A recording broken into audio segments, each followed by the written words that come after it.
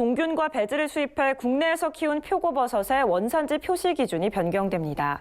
현재는 종균을 접종 배양한 국가명과 생산 국가명을 각각 별도로 표시해야 하는데 2021년부터는 종균 접종부터 수확까지의 기간을 기준으로 재배 기간이 가장 긴 국가명만 표시하도록 한 겁니다. 중국산 톱밥 배지를 견제하기 위한 조치이기는 하나 악용될 소지가 있어 보입니다. 보도에 윤슬기 기자입니다. 정부가 최근 표고버섯의 원산지 표시를 재배 기간을 기준으로 변경했습니다. 국내 배지 시장의 60% 이상을 값싼 중국산 배지가 차지하는 상황에서 국산 배지 산업을 지키기 위해서입니다.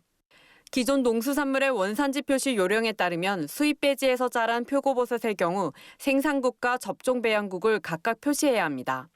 이는 외국에서 종균을 접종 배양한 배지를 국내로 들여와 수확할 수 있는 표고버섯 재배의 특수성 때문입니다. 배지는 종자로 분류되기 때문에 외국에서 종균을 접종한 배지를 수입해도 국내에서 버섯으로 수확하면 국내산으로 표시할 수 있습니다. 하지만 버섯을 구입하는 소비자들은 국내산과 접종 배양국 중국이 병기되어 있어도 무엇을 의미하는지 모르는 경우가 많습니다. 그저 국내산이라는 말만 보고 구매하기 쉬워 제도의 실효성이 떨어진다는 문제가 지속적으로 제기됐습니다. 이에 지난달 농림축산식품부는 표고버섯은 종균 접종부터 수확까지의 기간을 기준으로 재배 기간이 가장 긴 국가를 원산지로 표시하기로 개정했습니다. 현행 수입 배지는 국내로 수입되기 전 접종 배양에 120일가량이 소요되고 수입 후 최대 45일 정도면 수확이 끝나기 때문입니다. 따라서 관행대로 버섯을 재배하면 원산지로 중국을 표시해야 됩니다. 하지만 전문가들은 이번 개정안에 큰 빈틈이 있다고 지적합니다.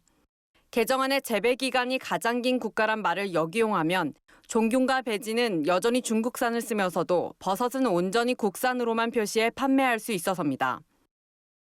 실제로 그 배양하는 거는 배지를 차곡차곡 쌓아놓기 때문에 공간을 많이 차지하지를 않습니다. 원래 접종만 해가지고 가지고 들어온 것이 더 좋아요. 90일에서 120일 걸리는데 그거를 접종만 해가지고 한국으로 갖고 들어오면은 배양 기간이 한국에서 지나기 때문에 국산으로 둔갑이 됩니다. 다시 말하면은 배지는 중국에서 만들고 접종까지 했지만 한국산이 되는 거지, 국산이. 그게 문제가 되는 것 같아요.